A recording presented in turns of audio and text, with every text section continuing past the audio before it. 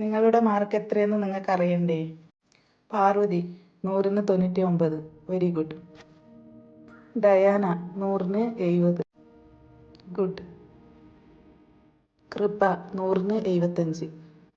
Good. Monisha 100-ന് 80. Very good. പ്രിയന്റെ mark നിങ്ങൾക്കൊക്കെ അറിയണ്ടേ? 100-ല് 10. എന്തിനാ നീ പഠിക്കുന്നേ? നിനക്ക് നാണാവുന്നില്ലേ? എന്നാ പേപ്പർ.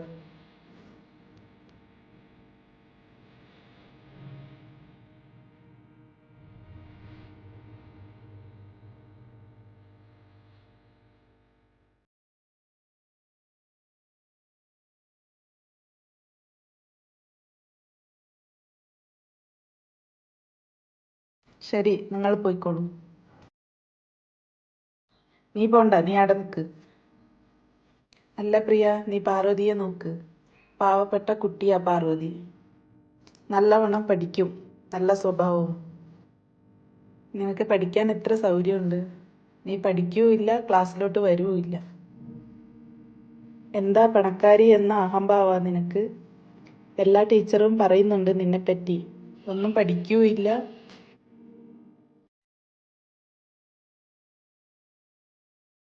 പാർവതിയെ കണ്ട് പഠിക്കുന്നേ, കുറച്ച് അഹംഭാവം കളഞ്ഞിട്ട്.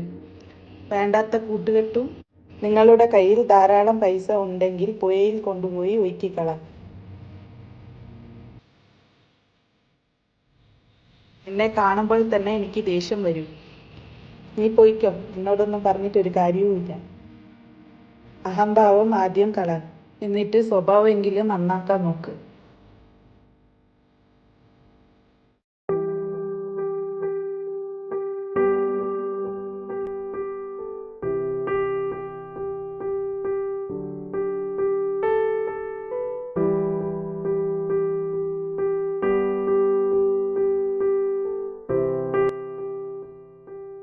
ഇവള് വലിയ പഠിക്കുന്നവള്, വലിയ സ്റ്റൈലാണ് ഇവളുടെ വിചാരം.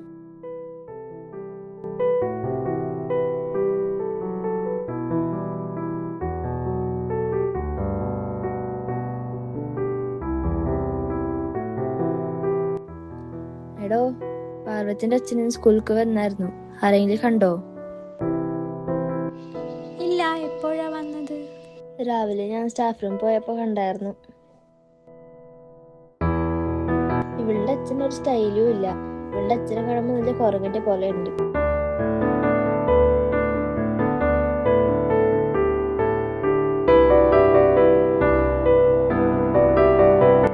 കറുത്തിട്ട് മൊട്ടത്തല, മുഷിഞ്ഞ ഡ്രസ്സും താടിയെല്ലാം വളർത്തിട്ട് നല്ല പ്രാന്തന്റെ പോലെ ഉണ്ട്.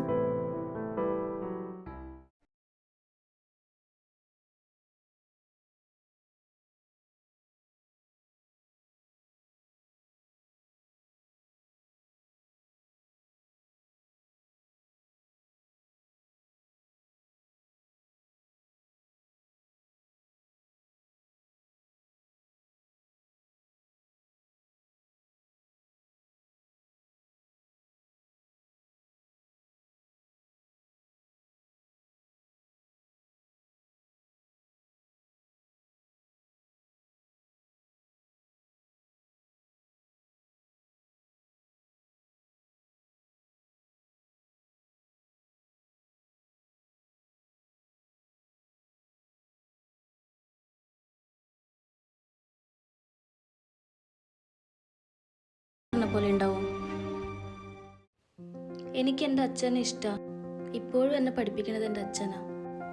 എനിക്ക് സുഖമില്ലാണ്ട് ഞാൻ കിടക്കുമ്പോൾ എൻ്റെ അടുത്തിരുന്ന് എനിക്ക് കഥകൾ പറഞ്ഞു തരും. ചിലപ്പോൾ പണിക്ക് പോവാതെയും എനിക്ക് കൂട്ടിയിരിക്കും.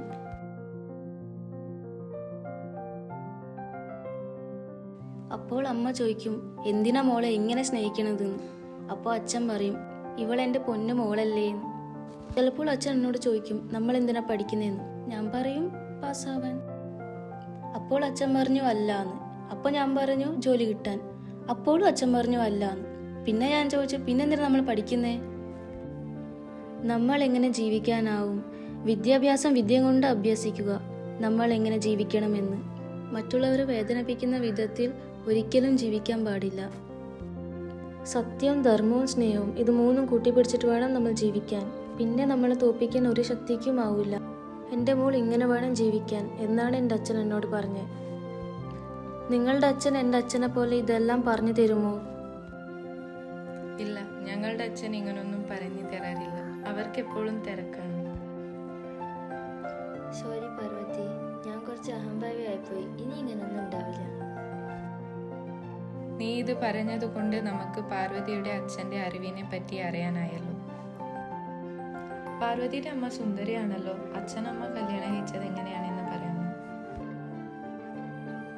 പറയാം. അമ്മ +2 പഠിക്കുമ്പോൾ സ്കൂളിൽ പോകുമ്പം വഴിക്ക് വെച്ച് അച്ഛൻ അമ്മയെ കാണും. അമ്മയ്ക്ക് അച്ഛനോട് തീരെ ഇഷ്ടമില്ലായിരുന്നു. പക്ഷെ അച്ഛന് അമ്മയെ വളരെ ഇഷ്ടമായിരുന്നു.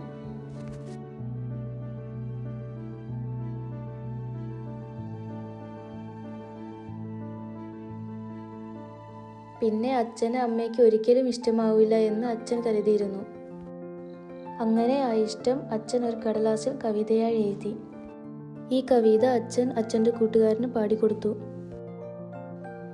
ആദ്യമേ കൂട്ടുകാരന് ചെറിയൊരു സംശയം ഉണ്ടായിരുന്നു. അച്ഛൻ്റെ കൂട്ടുകാരൻ ആ കവിത എഴുതിയ പേപ്പർ തട്ടിപ്പറിച്ച് ഓടിപ്പോയി. അങ്ങനെ ആ പേപ്പർ അച്ഛൻ്റെ കൂട്ടുകാരൻ അമ്മയ്ക്ക് കൊണ്ടുപോയി കൊടുത്തു. നിന്നെ അവൻ പ്രേമിക്കുന്നുണ്ടായിരുന്നു. അത് തുറന്നു പറയാനുള്ള ധൈര്യം അവനുണ്ടായിരുന്നില്ല. കാരണം അവനെ കാണാൻ ഭംഗിയില്ലാത്തതും കൊണ്ട് നീ ഒരിക്കലും അവനെ സ്നേഹിക്കില്ല എന്ന് അവന് നന്നായി അറിയാമായിരുന്നു എന്ന് അച്ഛൻ്റെ കൂട്ടുകാരൻ അമ്മയോട് പറഞ്ഞു. ഇങ്ങനെയെല്ലാം അമ്മയോട് പറഞ്ഞ് ആ പേപ്പറും അമ്മയ്ക്ക് കൊടുത്ത് അച്ഛൻ്റെ കൂട്ടുകാരൻ പോയി. അമ്മ വീട്ടിൽ പോയി ആരും കാണാതെ ആ കവിത വായിച്ചു. പിന്നെയും പിന്നെയും പല കുറി വായിച്ചു.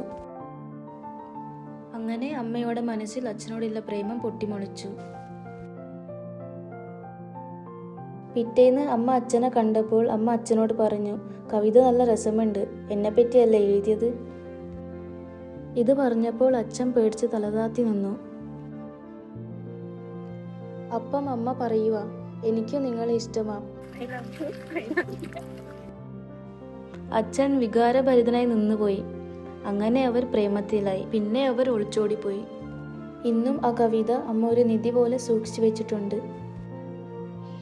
ഇവളുടെ കഥ കേൾക്കാൻ നല്ല രസമുണ്ട്. പ്രേമവും ഒളിച്ചോട്ടവും മകളെ നോക്കുന്നതും.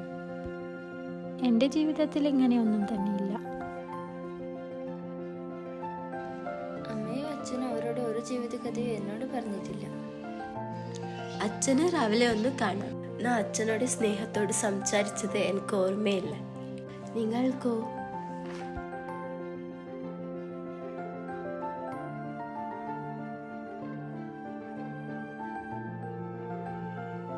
ശരി പോട്ടെ, ബൈ.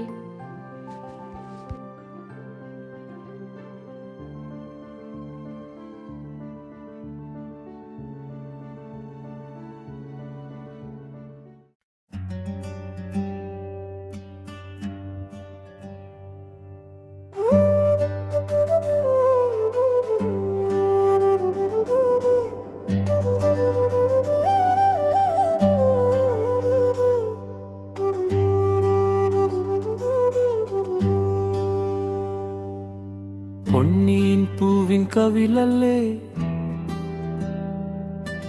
മാട്ടുറക്കും ചുണ്ടല്ലേ, കാൽവല കെട്ടിയ ദേവിയല്ലേ, എന്റെ കിനാവിൽ വന്നവളെ,